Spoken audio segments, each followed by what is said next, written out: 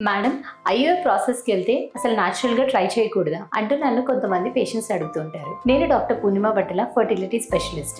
IVF process మనం ఎప్పుడు చేస్తామంటే విమెన్‌కి న్యాచురల్‌గా ట్రై చేసినా కానీ వర్కౌట్ అవ్వనప్పుడు హస్బెండ్ స్పర్మ్ పారామీటర్స్‌ని మనం బయట వాష్ చేసి అందులో మంచి కదలికలు ఉన్న స్పర్మ్స్ తీసుకొచ్చి గర్భసంచిలో వేస్తాము. సో అలా చేసే ప్రాసెస్‌లో మనకి స్పర్మ్ వాల్యూమ్ సెమెన్ వాల్యూమ్ కనుక బాగుండి కౌంట్ మొటిలిటీ కొంచెం బాగానే ఉంటే మనకి న్యాచురల్గా కూడా ట్రై చేయవచ్చు. ఇన్ఫ్యాక్ట్ ఐయుఎస్ సైకిల్లో కూడా వాల్యూమ్ బాగుండి కౌంట్స్ బాగుంటే న్యాచురల్గా కూడా ట్రై చేస్తే మనకి స్పర్మ్ పారామీటర్స్ అన్నీ ఇంకా బెటర్ అవుతుంది. అండ్ ఎగ్ రిలీజ్ అయ్యే ముందు కూడా అక్కడ సెమెన్ ఉండడం వల్ల న్యాచురల్గా ప్రెగ్నెన్సీ వచ్చే ఛాన్సెస్ కూడా ఇంక్రీజ్ అవుతుంది. సో ఐయుఎస్ సైకిల్లో ఖచ్చితంగా న్యాచురల్గా ట్రై చేయొద్దు అని అలా అనుకోవడానికి కూడా లేదు.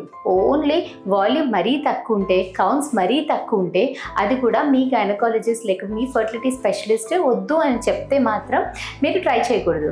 కానీ ఐయుఐలో కూడా న్యాచురల్గా ట్రై చేస్తే సక్సెస్ అనేది ఇంక్రీజ్ అవుతుంది.